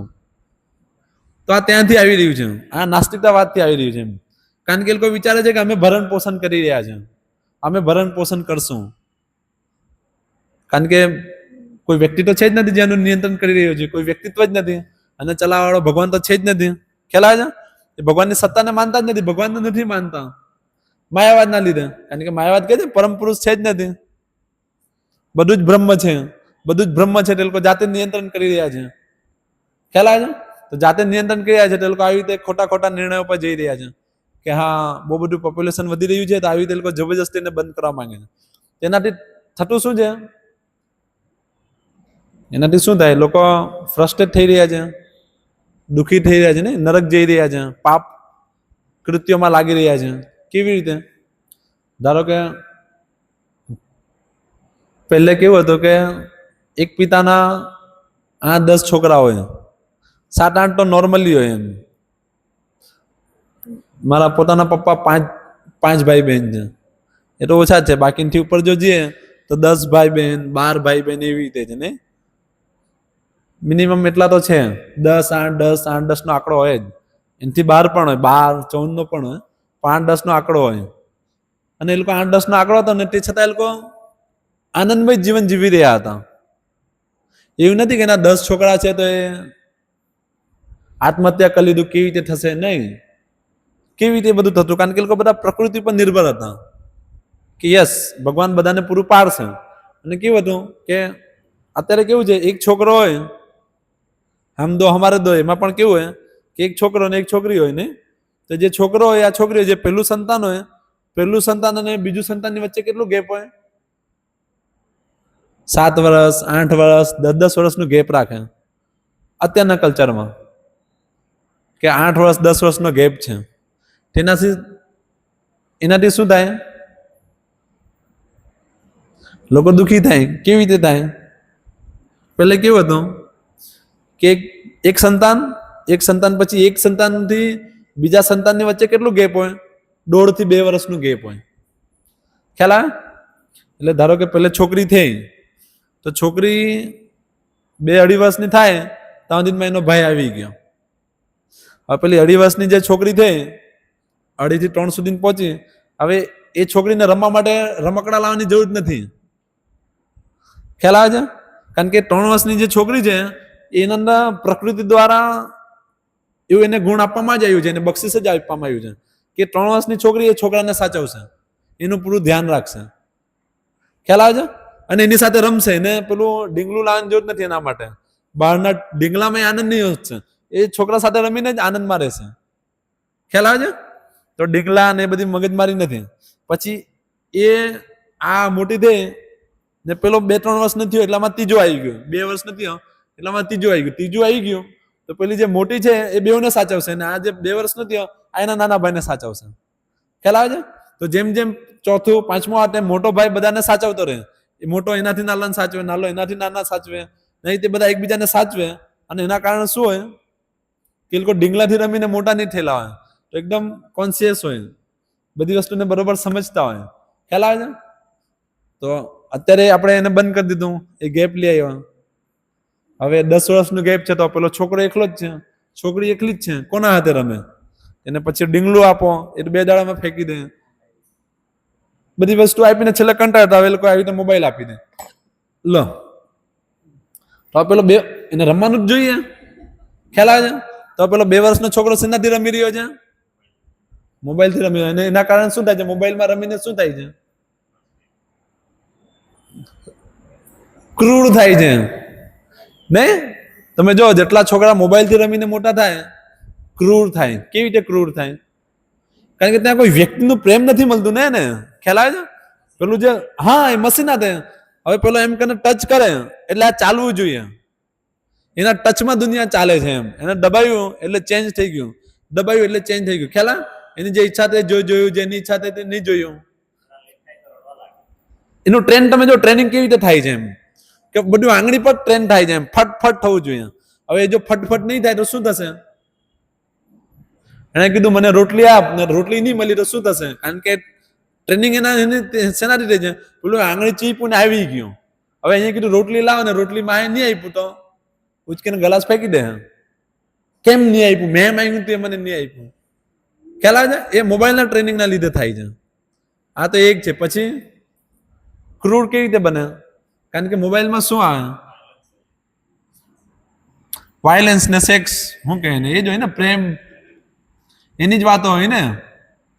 હવે એ 4 વર્ષની છોકરી હોય, 3-4 વર્ષનો છોકરો હોય, એના અંદર બધા ફિલ્મી ગીતો જો, પિક્ચરો જોઈ નહીં, 4-5 વર્ષનો થાય એટલે જોતા હતા. 5 વર્ષના છોકરાને પેલી છોકરી જોઈ એના અંદર, ઓ આ કેવી રીતે છોકરા છોકરી મળી રહ્યા છે, કેટલું મસ્ત આનંદનું ગીત ગાઈ રહ્યા છે, કેટલું આનંદનું જીવન છે, પ્રેમમાં કેટલું આનંદનું જીવન છે, નહીં? લવમાં કેટલું આનંદ છે. અલગ અલગ એક લાઈન પૂરી થાય એટલે કપડાં ચેન્જ થાય, બીજી લાઈન પૂરી થાય તો કંઈક અહીંયા ગાતા હોય જમીન પર તો ચાંદ પર જતા રહે, ત્રીજી લાઈનમાં કંઈક એરોપ્લેનમાં જતા રહે, ને ચોથી લાઈનમાં કંઈક સમુદ્રની કિનારે ફરતા હોય. તે જોઈ હો કેટલું આ પ્રેમમાં કેટલું બધું આનંદ છે. હવે એ જોઈને છોકરો મોટો થાય, એ છોકરી મોટી થાય, ખ્યાલ આવે? તો 12 વર્ષ, 8-10 વર્ષ ને 12 વર્ષના થાય એટલે એ લોકોને તો સુવિધા છે. હવે જે જોયું તે પ્રેક્ટિકલ કરવા માટે સુવિધા છે. ક્યાં સુવિધા છે? સ્કૂલમાં, કોલેજમાં એકદમ પરફેક્ટ, બહુ જ સરસ સુવિધા છે. ત્યાં નથી માં જોવા આવતી, નથી બાપ જોવા આવતું, કોઈ જ નથી. અને ટીચર તો પૈસા માટે છે, એ લોકો પૈસા લઈને ભણાવી રહ્યા છે. દાદાગીરી કરે તો એની નોકરી ગઈ. હા ઉંમર નહીં તો સ્વાભાવિક છે, થોડી કંઈક ત્યાં તમને કહેશે. તો એ લોકો જે જોઈને જે જોઈ રહ્યા છે, હવે એને ત્યાં પ્રેક્ટિકલ કરવાનો મોકો મળી રહ્યો છે. ખ્યાલ આવે છે? તો એમાં શું ખોટું છે? પ્રેક્ટિકલ કરતા તો શું ખોટું છે? ખોટું આ છે, એનાથી શું થાય? પેલાનું વીર્ય સ્ખલિત થતું રહે, એનાથી બ્રેન જે છે ને, બ્રેનને ખોરાક છે વીર્ય. ખ્યાલ આવે છે? તો જો એને ખોરાક નહીં મળશે તો એ ડલ થશે. ડલને કેવી રીતે કહેશું? એમ મંદ થશે, એમ પડી રહેશે, એને કઈ સમજમાં નહીં આવશે. એમ કોઈ પણ વસ્તુ તમે સમજાવશો એને પ્રભુપાદ કહે ને, પ્રભુપાદ એમના એક લેક્ચરમાં બતાવે છે કે આવી રીતે બહુ મોટી યુનિવર્સિટીમાં ગયા હતા ને ત્યાં બધા લોકોને આવી રીતે અધ્યાપક શું કહેશું એને, પ્રોફેસર ને બધા ત્યાં હતા. ત્યાં શિક્ષકની સામે શું હોય, પેલા છોકરાઓને શું કહે, સ્ટુડન્ટ. તો એ બધાને આવી રીતે પ્રભુપાદ કહી રહ્યા હતા કે તમે આવી રીતે જો કાર્ય કરશો તો આગલા જીવન ડુક્કરનું મળશે. તો પેલા એમ કે હે ડુક્કરનું જીવન મળશે, એમ તો હાથે ડુકરી પણ મળશે ને, હાસ મજા આવશે. ખ્યાલ આવે છે? તો આ બુદ્ધિ ડલ થઈ ગઈ. કેમ ડલ થઈ ગઈ? કારણ કે બુદ્ધિનો જે ખોરાક છે એને મળતો નથી. ખ્યાલ આવે છે બધાને? તો ખોરાક કેમ નથી મળતો? કારણ કે ખોરાક તો વેસ્ટ જઈ રહ્યું છે ને, સમયથી પહેલા દુરુપયોગ થઈ રહ્યો છે. આ બધી વસ્તુ જોઈને, પ્રેક્ટિકલ કરીને તો એનો દુરુપયોગ થઈ રહ્યો છે, એટલે બુદ્ધિ ડલ થાય છે. તો લોકો નથી સમજતા. અમે કહીએ છીએ તમે મરી જશો, ગમે ત્યારે કોઈ પણ મરી શકે છે, તો મરવાથી પહેલા જીવન સાર્થક કરી લો. પેલા એમ કે હા એ તો થશે, એને કઈ ફરક જ નથી પડતો. કેમ નથી પડતો? એની બુદ્ધિ જ નથી ચાલતી. એમ એટલો ડલ થઈ ગયો છે. ખ્યાલ? એટલો જડ બુદ્ધિ નો થઈ ગયો છે. એનું કારણ શું છે? Phone, free mixing. એનું કારણ આ જ છે. પહેલે આ બધું નહીં હતું તો લોકોની બુદ્ધિ તેજ હતી, લોકો સમજતા હતા. તો કહેવાનો મતલબ શું છે? લોકો એક બ્રહ્મમાં જીવા લાગ્યા, બ્રહ્મની દુનિયા. એમ ઇલ્યુઝન, બ્રહ્મ, માયા, શું કહેશું? ખ્યાલ આવે છે બધાને? એક સપનાની દુનિયામાં બધા જતા રહ્યા. હવે બધાના જ મનમાં એવું છે, પેલું પિક્ચર જોઈને ગાયન સાંભળીને મોટા જે થઈ રહ્યા છે, બધાના મનમાં એવું છે કે યસ આવી રીતે બહુ આનંદ છે. એક છોકરા હોય તો વિચારે એક છોકરી મળશે ને જીવન એમ આનંદમાં હશે, છોકરી એમ વિચારે એક છોકરો મળશે તો આનંદમાં હશે. ને એ તો પિક્ચરમાં જ હોય છે, રિયલ લાઈફમાં છે જ નથી. તો એ લોકો જયારે આવી રીતે મળે છે ને 10 દાડા રહી છે તો જોઈ છે ક્યાં છે આનંદ? એ તો પેલું પિક્ચરમાં કપડા બદલાય ને ગાયન બદલાયું, એ તો એવું કઈ છે જ નથી. તો શું થાય પછી મારામારી ચાલુ થાય, હે પછી ઝઘડો ચાલુ થાય, તું આવો છે, તું એવી છે. એના કારણે પછી શું થાય? ડિવોર્સ. હા, પછી બીજી જગ્યાએ જાય, પેલો બીજી જગ્યાએ જાય, આવી રીતે ચાલે. ખ્યાલ આવે છે? તેનું મૂળભૂત કારણ શું છે? માયાવાદ. કારણ કે કોઈ વ્યક્તિ જ નથી, કોઈ નિયંત્રણ કરવાવાળું જ નથી, બધા પોતપોતાના હિસાબથી કરી રહ્યા છે. ખ્યાલ આવે છે ને? માયાવાદે વ્યક્તિને જ ઉડાવી દીધું, કોઈ છે જ નથી, બધા જ બ્રહ્મ છે. એક બ્રહ્મ બીજા બ્રહ્મ માટે કંઈક કરી રહ્યો છે ને એનાથી કંઈક ત્રીજું બ્રહ્મ આવી રહ્યું છે. તો શું ખોટું છે? એમ તો એના લીધે લોકો આવી રીતે નાસ્તિક થઈ ગયા. ખ્યાલ આવે છે? નાસ્તિકતાનો પ્રચાર માયાવાદી લોકોને શું છે, ભોગમાં વધારે વધારે પ્રવૃત્ત કર્યા કે હા જીવનને ભોગવો અને બધા પછી ત્યાં જઈને વિલીન થઈ જશું. તે કારણે લોકો વધારે વધારે ભોગમાં ઘૂસતા ગયા અને ક્યાંય પહોંચ્યા નહીં. અહીંયા જ છે, બધા સડી રહ્યા છે.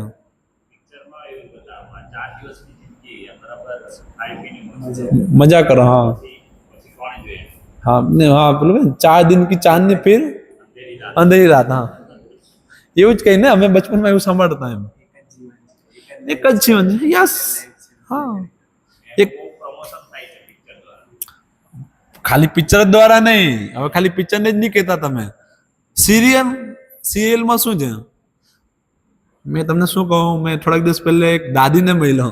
દાદીની ઉંમર હતી 77 years. ખ્યાલ આવે છે? 77 વર્ષની દાદી છે. રાત્રે 11-12 વાગ્યા સુધી ટીવીમાં સિરિયલ જોઈ ને પિક્ચર જોઈ. આખું ફેમિલી બેસીને પિક્ચર જોઈ. મને તો આશ્ચર્ય થયું. પેલી 77 વર્ષની, એનો છોકરો 58 વર્ષનો, એનો છોકરો 35 વર્ષનો, ને આવી રીતે બધા બેસીને પિક્ચર જોઈ. કેવું પિક્ચર જોઈ? મેં કીધું આ શું જો? તેમ કે આ તો કેવું છે યાર, આ પિક્ચર કેવું, તેમ કે લવ વાળું જ, પણ કેવી રીતે ને, એટલે પેલું લવ સ્ટોરી વાળી જ મૂવી હતી. પણ એને કઈ બીજા શબ્દમાં એને કીધું. બીજું કયો શબ્દ? રોમેન્ટિક. હા રોમેન્ટિક મૂવી છે એમ કે. ને બધા જોઈ ને બધા જ મળીને જોતા ને બધા જ. મેં વિચારું હા ચાલો કઈ શરમ એવી નથી લાગતી. દાદી પણ છે, એનો છોકરો પણ છે, એનો છોકરો પણ, ને કેવી રીતે જોતા હશે? ખ્યાલ? પેલો એને એમ ફરાવે છે ને કંઈક કરી રહ્યો છે ને એમ કરે છે ને તેમ કરે છે ને ફૂલ આપે છે, બધા જોઈને ખુશ થાય છે. તો મેં વિચાર્યું જો ઘોર કલયુગ આ છે ને, ઘોર કલયુગ. બીજું તો શું છે? ખ્યાલ આવે છે? બધા એમ કે કલયુગ કલયુગ, આ જ છે કલયુગ. જો આ લોકો કેટલા મૂર્ખા છે. તો 77 years થઈ ગયા પણ હજુ નથી વિચારતા એમને મરવું છે. હજુ એ વિચાર નથી આવતો. કેમ નથી આવતો?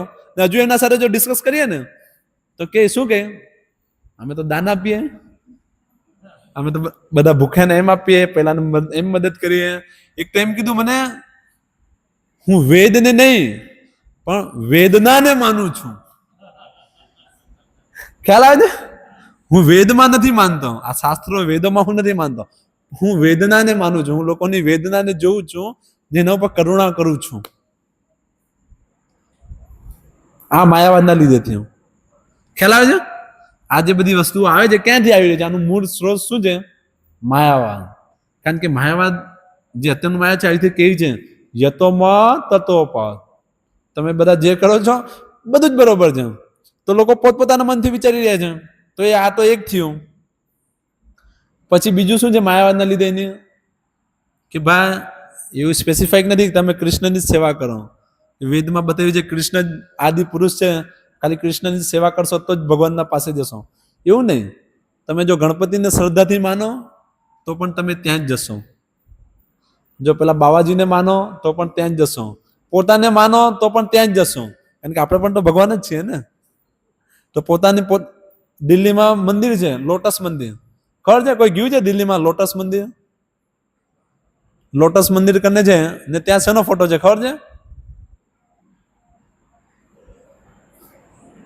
ફોટો જ નથી. ત્યાં એક મોટું કાચ છે. એક મોટું કાચ છે, તો કાચમાં પોતાનો ચહેરો દેખાય. તો પેલો વ્યક્તિ પોતાને જ અગરબત્તી કરે. ખ્યાલ આવે છે? બહુ પ્રસિદ્ધ મંદિર છે લોટસ મંદિર. તમે જઈને જોઈ શકો દિલ્હીમાં. તો આ માયાવાદના લીધે છે. પેલો વ્યક્તિ પોતાની જ પોતે સેવા કરી રહ્યો છે, પોતે જ પોતાની પૂજા કરી રહ્યો છે. કારણ કે પોતે પણ ભગવાન છે. ભૂલી ગયેલો છે. હા એ ભૂલી ગયેલો છે. કિશોર કીધું ભૂલી ગયેલો છે. આ બદમાશી છે.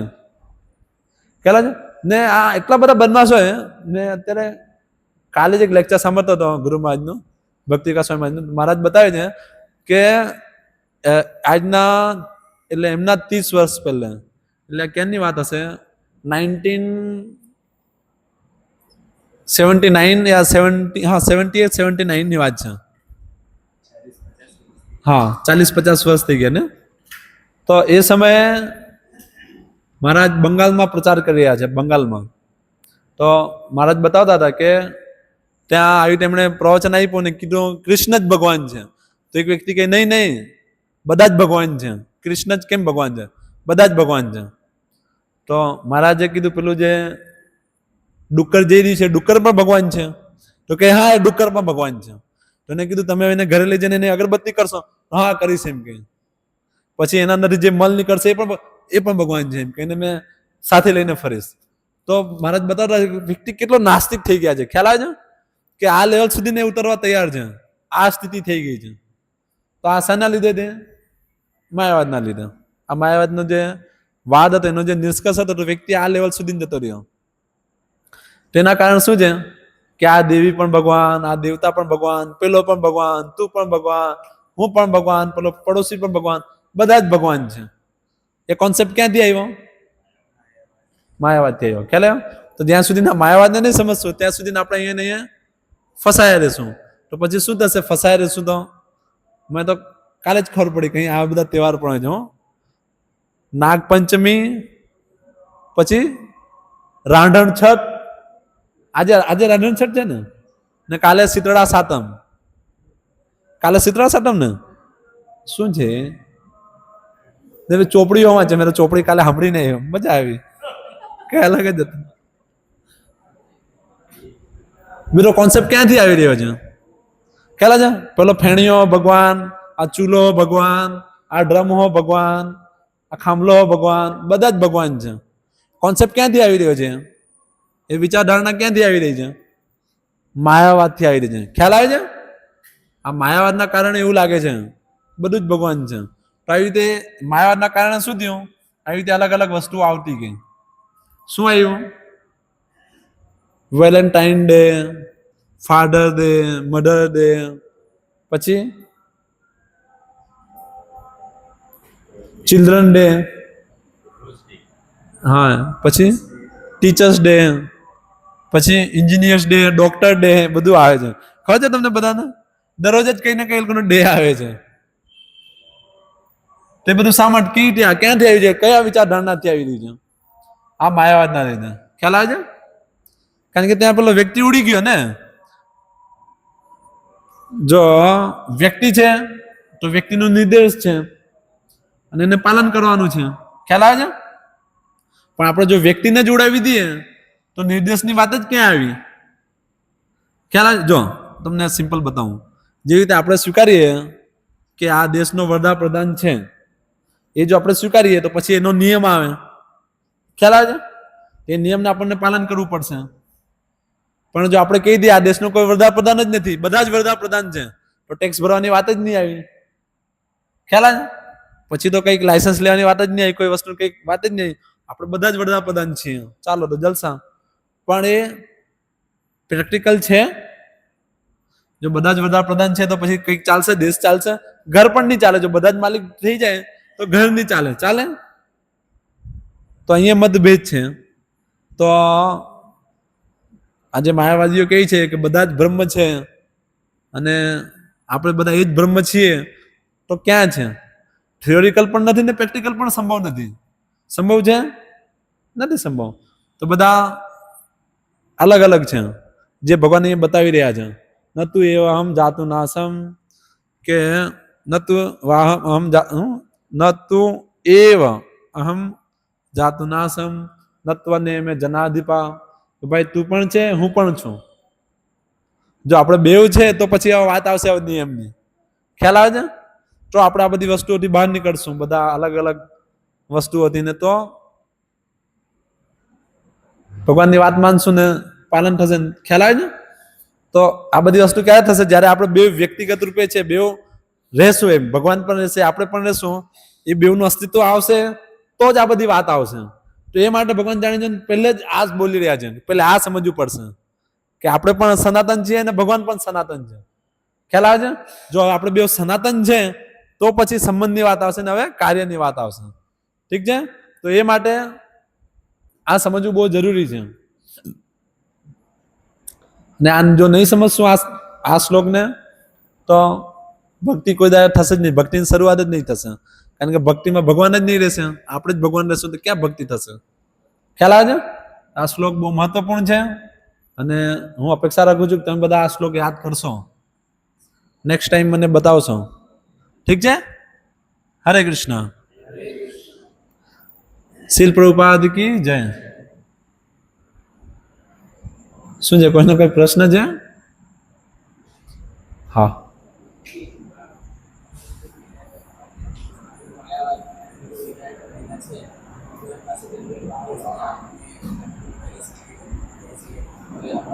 કોઈને સંભળાય? મને નથી સંભળાતું. થોડુંક જોરમાં બોલો. તમે એમ કીધું ને કે આપણે માયાવાદીમાં ને બધું પડેલા છે ને સંસારિકમાં ને બધું એમાં પડેલા છે. એની પાસે તો એટલો પાવર છે કે આપણને માયાવાદીથી બચાવી શકે ને આપણને કંટ્રોલ કરી શકે. તો આપણે બધી વસ્તુની માંગણીઓ ને બધું કરીએ છીએ. પછી આપણને આપી કેમ આપે છે? શું કરવા? એ નહીં બી આપીને આપણને આત્મા કે સારી બે તરફથી લઈ જઈ શકે. કેમ? ઠીક છે, પ્રશ્ન બધાને સમજમાં આવ્યો? પ્રશ્ન એ છે કે ભગવાન તો સર્વશક્તિમાન છે ને આપણે આ બધી આ રીતે માયાવાદમાં પડેલા છે, બરોબર ને? આ માયાવાદના કારણે અહીંયા આપણે બધું અલગ અલગ ડિમાન્ડ કરી રહ્યા છે, પણ ભગવાન તો સર્વશક્તિમાન છે. તો ભગવાન કેમ એવું નથી કરતા કે આપણને આ બધી વસ્તુઓથી બચાવીને, માયાવાદથી બચાવીને, બરોબર ને, પોતાની પાસે કેમ નથી લઈ જતા? કેમ અહીંયા આપણે જે માંગીએ છીએ બધું આપીને આપણને અહીંયા રાખે છે? બરોબર? આ આવી રીતે છે ને પ્રશ્ન? તો આ એમનો પ્રશ્ન છે. હવે આ પ્રશ્નમાં આખું લેક્ચર થઈ શકે એટલું મોટું આન્સર આવી શકે એમ, કારણ કે પ્રશ્ન જેવો છે. તો એનો એક આન્સર આ છે કે ભગવાન એક સારા પિતા છે. એક જે સારા પિતા હોય ને એ પોતાના પુત્રને ટ્રેન કરવા માંગે. ખ્યાલ આવે છે? એ પોતાના પુત્રને બતાવવા માંગે છે ખરું અને ખોટું જાતે ભેદ કરે. એ જાતે પોતાના પગથી ઊભો થાય અને સારું અને ખરાબને ભેદ કરતા શીખે. જો પિતાજીને બધી વસ્તુ કરાવતો રહેશે તો પેલો કદાચ તૈયાર નહીં થશે, ભેદ કોઈ સમજી નહીં શકશે. ખ્યાલ આવે છે? એને સમજી નહીં શકશે તો એનું જીવન કેવું થશે? દુઃખમય. ખ્યાલ આવે છે? તો એક હંમેશા એક પિતામાં એક ધારણા હોય છે કે એ પોતાના કરતા પોતાના પુત્રને વધારે ચડિયાતો રાખે. ખ્યાલ આવે છે? આ સ્વાભાવિક છે, બધાનું આ સ્વાભાવિક છે કે પોતાના પુત્રને પોતાને હજુ આગળ લઈ જવા માંગે છે.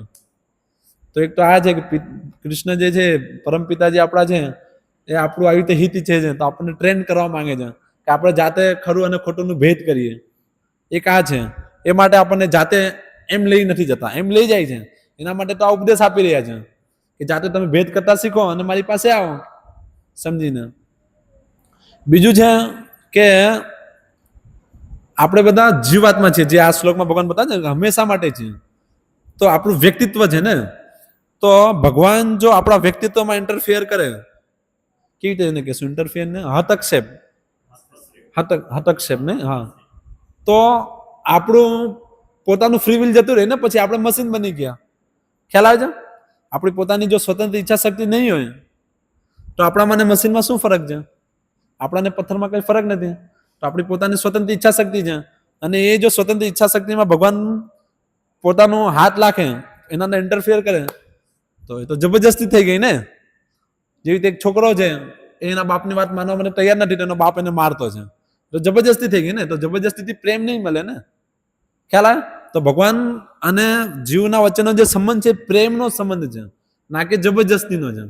તો ભગવાન એ પ્રેમ દ્વારા જીવોને પોતાની પાસે લાવવા માંગે છે કે પેલો જીવાત્મા ભગવાન સાથે પ્રેમથી આદાન પ્રદાન કરે.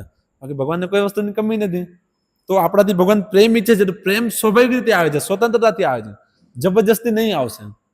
ખ્યાલ આવે છે? તે માટે ભગવાન આપણી જે ફ્રી વિલ છે એના અંદર હસ્તક્ષેપ નથી કરતા. જો એ આપણી સાથે એવું કરે તો પછી આ જગત બનાવવાની જરૂરત જ શું છે? તો આપણે આધ્યાત્મિક જગતમાં આપણને અહીંયા કોઈ બનાવવાની જરૂરત જ નથી, કોઈને આવવા જ નહીં દે. પણ એવું નથી. ભગવાન સ્વતંત્ર છે અને ભગવાનના આપણે અંશ છીએ, તો આપણે પણ અમુક અંશ સુધી સ્વતંત્ર છીએ. આપણી થોડીક સ્વતંત્રતા છે, આપણે ધારી શકીએ, આપણે પોતાની સ્વતંત્રતાથી ચૂઝ કરી શકીએ કે મારે ભગવાનની પ્રત્યક્ષ સેવા કરવી છે કે અપ્રત્યક્ષ સેવા કરવી છે. મારે ભગવાનના ધામમાં રહીને એની સેવા કરું, પછી આ ભૌતિક જગતમાં રહીને ભગવાનની જે બીજી શક્તિ છે માયાદેવી, એની સેવા કરું. એમ આપણા માટે હંમેશા ફ્રી વિલ છે. તો ભગવાન એના અંદર હસ્તક્ષેપ નહીં કરી શકે. જો ભગવાન એના અંદર હસ્તક્ષેપ કરે તો પછી ભગવાનની મહત્તા ઘટી જાય ને. પછી બાપની મહત્વતા ઘટી જાય કે કેવો પિતા છે કે પોતાના પુત્રને ટ્રેન નથી કરી શકતો. ખ્યાલ આવે છે? તમને સમજી રહ્યા છો કે નથી સમજી રહ્યા? તો એ માટે ભગવાન આવું નથી કરી રહ્યા, પણ તે છતાં ભગવાન કરે છે. કેવી રીતે કરે છે? જાતે આવીને આવી રીતે ભગવદ્ ગીતાનો ઉપદેશ આપીને, પછી અલગ અલગ સમયમાં અલગ અલગ અવતાર લઈને, અલગ અલગ પાર્ષદોને મોકલીને આપણને આ જ વસ્તુ સમજાવી રહ્યા છે. પણ આપણે નથી સમજતા ને, આપણે ભગવાનથી રિવોલ્ટ કર્યું છે ને, ભગવાનથી દ્વેષ કર્યું છે, ભગવાનથી આપણે દુશ્મની લીધી છે ને. નહીં તો ધારો કે અત્યારે ભગવાન આવશે ને કહેશે, શું નામ છે તમારું? ડેવિડ. ચાલો ડેવિડ, આપણે જવાના, અહીં નથી રહેવું, ચાલો આપણે ભગવાનના ધામમાં જવાના. તમે શું કહેશો? ચાલ નીકળતો ના, હું આવું પછી, મારે બહુ બધું કામ છે. ખ્યાલ છે? મારે જો મારા મમ્મીને જોવાનું છે, પેલા જોબમાં તેને કીધું નથી, ત્યાં રજા નથી લીધી, એ જોવાનું છે, આ જોવાનું છે. કહેશો કે નહીં કહેશો? કોણ છે એ તૈયાર જવા માટે? એમ તો બધા ખાલી કહે કે ભગવાન મને લઈ જા, ઉચકી લે, પણ છે કોઈ તૈયાર છે? કોઈ તૈયાર નથી ને. એ માટે ભગવાન જબરજસ્તી નથી કરતા. તમારી ઈચ્છા નથી તો ભગવાન જબરજસ્તી નહીં કરશે. ખ્યાલ છે? જો જબરજસ્તી કરશે તો પછી પ્રેમ નહીં, પ્રેમનું આદાન પ્રદાન નહીં થશે. તો ભગવાન આવી રીતે પોતાના ભક્તોને મોકલે છે, અને એ ભક્તો આવીને આપણને અહીંયા સમજાવે છે આવી રીતે કે ગાંડા કેમ અહીંયા સડી રહ્યા છો, કેમ ભગવાનને ભૂલીને અહીંયા દુઃખી થઈ રહ્યા છો. તમે બધા ભગવાનના સેવક છો, ભગવાનની સેવામાં લાગો ને આનંદનું જીવન અનુભવો, ભગવાનની પાસે જાઓ. તો ભગવાનના પ્રતિનિધિ આવીને આપણને કહી જ રહ્યા છે ને. ભગવાન કહી રહ્યા છે કે જે મારા પ્રતિનિધિ છે, આચાર્ય માં વિજાન્યાત નવ મન્યત કરી છે, એ મારા જે પ્રતિનિધિ છે, જે શિક્ષકો છે, એ મારાથી અભિન્ન છે. એ સામાન્ય ન મર્ત્ય બુદ્ધે સર્વદેવમયો ગુરુ, કે આ જે ગુરુ છે, જે એમના પ્રતિનિધિ છે, એ આપણા જેવા સામાન્ય વ્યક્તિ નથી. તો એને આવી રીતે મૃત્યુ પ્રાણી માણીને એનું અવજ્ઞા નહીં કરો, એનો અનાદર નહીં કરો. ભગવાન તો ઉપદેશ આપી રહ્યા છે, આપણે ક્યાં એની વાત માની રહ્યા છે? તો એ માટે ભગવાન અહીંયા નથી આવતા. આપણને આપણી સાથે વાત, ભગવાન અહીંયા ઉપસ્થિત છે પણ આપણી સાથે વાત નથી કરતા. એમ નથી કહેતા કેમ તમે બધા બદમાશો આવ્યા, મને પ્રણામ નહીં કર્યું, એમ જ બેસી ગયા અહીંયા, કેમ મને પ્રણામ નથી કરતા, આસન તો પાસ થઈ રહ્યું છે, કેમ તમે આવીને પ્રણામ નથી કરતા? ભગવાન એવું નથી કહેતા. કેમ નથી કહેતા? કેમ નથી કહેતા? હા, એક તો સ્વતંત્ર આપી છે, બીજું કે તમે બધા બદમાશ છો તો આ જેલમાં છો ને. ત્યાં તો ભગવાને સમજાવ્યું જ, આપણે ક્યાં વાત માનીને? નહીં માનીને ને. એક આ છે પ્રભુપાદ બતાવે છે, જેમ કે આ ઘણી વાર મેં ઉદાહરણ આપ્યું છે કે પ્રભુપાદ એમના છોકરાનું ઉદાહરણ આપતા હતા. એમનો જે છોકરો હતો નાનો, પ્રભુપાદનો જે છોકરો, તે આવી રીતે એમના પાસે ટેબલ ફેન હતો, પંખો, ખ્યાલ? જેનાને પેલો આંગળી લાખવા જતો હતો. પ્રભુપાદે નડ્યું, નહીં નહીં નહીં, આંગળી નહીં લાગ. પેલો જીદ કરે, નહીં મારે લાખવું જ છે, મારે લાખવું જ છે, મારે ના પાડે, નથી લાખવું. પેલો જીદ કરે, રડવા લાગ્યો, હાથ પગ ઊંચે કરીને રડવા લાગ્યો. તો પછી શું કરશે? બહુ રડે તો શું કરશે? બાપ શું કે? લાખી લે દીકરા, એક વાર જોઈ લે. પંખો ધીરો કરે ને આંગળી લખાઈ દે. એક વાર પેલી આંગળી લાગે ફટ કરીને આવે ને, પછી શું થશે ખબર? બીજી વાર આંગળી તમે એને લાગશે, પછી તમારે ના નહીં પાડી પડશે, ની લાગ નહીં કરવું પડશે. પેલો જાતે જ પંખો ના ચાલતો ને દૂર ઉભો રહે, એમ કરે આંગળી પકડીને દૂર ઉભો રહે, પાછી નહીં જતી રહે કરીને, એ જાતે જ બીજા હાથની આંગળી પકડી રાખે. ખ્યાલ આવે? કારણ કે એને અનુભવ થઈ ગયો. ખ્યાલ આવે છે? તો ભગવાનને અનુભવ આપવા માંગે છે કે તમે જાતે અનુભવ લો, જાતે બુદ્ધિમાન બનો અને સમજો કે તમે જો મારાથી પ્રેમ નહીં કરશો, તમે મારા સાથે પોતાનો સંબંધ નહીં સ્થાપિત કરશો, તો તમે અલ્ટિમેટ જાતે દુઃખી રહેશો. મને દુઃખ નથી, ભગવાનને દુઃખ નથી. ખ્યાલ છે? કૃષ્ણ સર્વશક્તિમાન છે. ઉપનિષદ કહે છે કે પરાશ શક્તિ વિવિધેવ સૂયતે, એમની બહુ બધી શક્તિઓ છે અને વિવિધતા ભરી છે. ખ્યાલ છે? એમને કઈ કારણ ન તસ્ય કાર્ય કારણમ ચ વિદ્યતે, એમને કોઈ પણ કાર્ય કરવાની જરૂર નથી. તમે જોયું હશે કે ભગવાન કારણ રક્ષાઈ વિષ્ણુ કારણ શયમાં જલના શયન કરતા હોય, અમને શયનથી જ એમના રોમકૂટમાંથી અનગિનત બ્રહ્માંડો નીકળે છે, અને નીકળે છે, ટકે છે, બધાનું પાલન થાય છે, ડિસ્ટ્રો થાય છે, ને પાછું એમના અંદર રોમકૂટ અંદર જતું રહે છે. ભગવાનને એવું કઈ ટેન્શન છે? બધા આરામ કરી રહ્યા છે. ભગવાનની કોઈની જરૂર નથી. ભગવાનને તો આપણે બધા જો ભગવાનની ભક્તિ નહીં કરીએ તો ભગવાનને કઈ તકલીફ નથી પડવાની. એક સેન્સમાં એમ તકલીફ છે, કારણ કે પિતા ઈચ્છે છે કે એનો પુત્ર એની વાત માને, પણ પુત્ર જો બદમાશ થઈ જાય તો પિતાને શું ફરક પડવાનો છે? ખ્યાલ આવે છે? બાકીના પુત્રો તો માની જ રહ્યા છે, આ નહીં માને તો કોઈ પણ નહીં માને તો પણ પિતા તો જાતે સક્ષમ છે જ. પણ પિતા એવું ઈચ્છે છે કે એ પુત્ર પ્રેમથી એમની સેવા કરે, સ્વાભાવિક. ખ્યાલ આવે? જાતે અનુભવ કરીને એમની સેવા કરે. તો ભગવાન એ માટે આપણે બધાને મોકો આપે કે યસ તમે લોકો જાતે સમજો કે આ જગત દુઃખમય છે, અહીંયા આવી રીતે માયાવાદના કારણે આપણે અહીંયા સડી રહ્યા છીએ, તો આપણે જાતે પોતાની વિવેક બુદ્ધિ જાગૃત કરીને અને સમજીને અહીંયા નીકળીએ. ભગવાન સહયોગ કરશો. પેલી સમજવાની બુદ્ધિ પણ કોણ આપશે?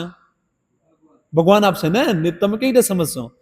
તમારે ખાલી ઈચ્છા કરવી છે. તમારી ઈચ્છા સ્વતંત્ર છે. તમે કઈ ઈચ્છી શકો છો. ખ્યાલ છે? તમારી ઈચ્છા શક્તિ જ તમારું વ્યક્તિત્વનું પ્રમાણ છે. જો એ ઈચ્છા શક્તિ લઈ લે ભગવાન, તો આપણે બધા જળ થઈ ગયા, પથ્થર થઈ ગયા, કોમ્પ્યુટર થઈ ગયા ને. પછી બધા આવી રીતે ટેપ બની ગયા. આમાં શું છે? આનંદ એની પોતાની સ્વતંત્ર ઈચ્છા શક્તિ નથી. હું એને જે રીતે ચલાવું એવી રીતે જ ચાલશે. તો એના સાથે પ્રેમનું આદાન પ્રદાન થાય? નહીં થાય. પણ આપણે બધા ભગવાનના અંશ છીએ ને, તો આપણાને સ્વતંત્ર ઈચ્છા શક્તિ છે, જેના થકી સ્વાભાવિક રીતે આપણે ભગવાન સાથે પ્રેમનું આદાન પ્રદાન કરી શકીએ. એ માટે ભગવાન આપણે બધાને શીખવા માટે મોકો આપે છે. એના માટે તો આ જગત બનાવ્યું છે. આ જગત શા માટે બનાવ્યું છે? તમે બધા શીખો, અનુભવ લો કે અહીંયા તમે મારાથી દૂર રહીને દુઃખી જ રહેવાના છો. મારી સેવા છોડીને તમને અહીંયા વારંવાર મરવાનું જ છે. તે અનુભવ કરવા માટે આ જગત બનાવ્યું. તો જગત નહીં બનાવતે. પ્રશ્ન એ છે, જગત નહીં બનાવીને બધાને સમજાવી દેતે, જો દીકરા મારાથી દૂર રહેશે તો તું દુઃખી રહેશે. પણ કેટલા લોકો સમજશે? બ્રહ્માજી જો બધા જીવોને બેહાડીને લેક્ચર આપે, કેટલા લોકો સમજે? અહીંયા મેં જ લેક્ચર આપતો છું, તમે કેટલા લોકો સમજી રહ્યા છો? નહીં સમજી રહ્યા ને. એના માટે પછી પ્રેક્ટિકલ કરવું પડે છે. તમે બધા અનુભવ કરો છો અને પછી દુઃખ આવે છે કે હા તેરા પ્રભુજી કહેતા હતા દુઃખ છે, દુઃખ છે. એ દુઃખ આવે છે તો તમને અનુભવ થાય છે, ત્યારે પેલું સ્ટ્રિક્ટ થાય છે, હા છે. ખ્યાલ આવે છે? તેના માટે આ જગત છે. આ જગત તમને અનુભવ કરાવશે કે અહીંયા દુઃખ જ છે. અહીંયા ડગલે ને પગલે દુઃખ છે. ભાગવતમ કહે છે ને, શું છે? પદમ પદમ વ્યત વિપદામ, કે અહીંયા દર ડગલે ને પગલે તમને વિપદા મળશે, દુઃખ મળશે. તમે એમ નથી સમજતા, અનુભવ કરો. એના માટે આ જગત છે, અનુભવ કરીને જોઈ લો. તમે બધા માલિક બનવા માંગો છો, ભગવાન બનવા માંગો છો, જોઈ લો. તમે બધા ભગવાન નથી, દુઃખ તો અનુભવ થશે. જાતે જ કહેશો કે સહન નથી, હવે મારે ત્યાં જવું પડશે, પરમ સત્યને જાણવું પડશે. એના માટે જ છે કે મનુષ્ય જેને સુરાજ એ માટે જ છે. અથવા તો બ્રહ્મ જિજ્ઞાસા, કે હવે તમે જિજ્ઞાસા કરો. ખ્યાલ આવે? તો આ બધી વસ્તુ એક જ વસ્તુ પર ટીકી છે, ફ્રી વિલ પર. જીવાત્માને એક સ્વતંત્ર ઈચ્છા. એ ઈચ્છા પૂર્ણ રૂપમાં સ્વતંત્ર નથી, અલ્પ માત્રામાં સ્વતંત્ર છે. એ ડિપેન્ડન્ટ છે કૃષ્ણ પર. ખ્યાલ આવે? તમે ઈચ્છા કરશો, પણ ઈચ્છાની પૂર્તિ કોણ કરશે? તમ આત્મસ્તમ એકો બહુ નામ યો વિદ્યાતિ કામાન. એ કામના કોણ પૂરી કરી રહ્યું છે? ભગવાન કહે તમે થોડી કરી રહ્યા છો, તમે કોણ કરી રહ્યું છે? ધારો કે મારી ઈચ્છા છે કે હું ઘણો પૈસાવાળો વ્યક્તિ બનું, જસ્ટ ઉદાહરણ. તો હું ઈચ્છા કરી, પણ હું પૈસાવાળો કેવી રીતે બનીશ? કેવી રીતે બનીશ? પ્રકૃતિ મને મદદ કરશે ને. ભગવાન આપણે કહીએ ભગવાન, તો ભગવાન ડાયરેક્ટ નહીં, તો પછી આવી ઇનડાયરેક્ટલી પ્રકૃતિ મદદ કરશે ને.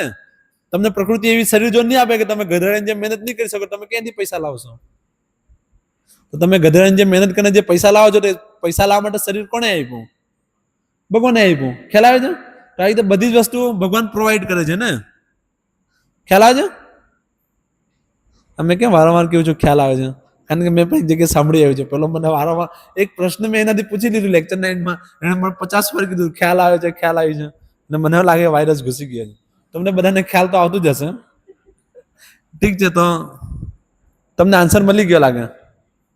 ઠીક છે, તો હરે કૃષ્ણ. બીજો કોઈનો પ્રશ્ન છે? હાથ ઉકળા ઉપર કર્યો. બાટલી મારા છૂટો હજુ કેમ? શું? અચ્છા, એક જ હાથ ઊંચો કરેલો. મેં કીધું પ્રશ્ન છે, તો મેં ઈશારો કર્યો ના પાડે. ઠીક છે, હરે કૃષ્ણ. શીલ પ્રભુપાદ કી જય. ભગવદ ગીતા તેના મૂળ રૂપે કી જય. નિતાય ગૌર પ્રેમાનંદ. હરે હરે.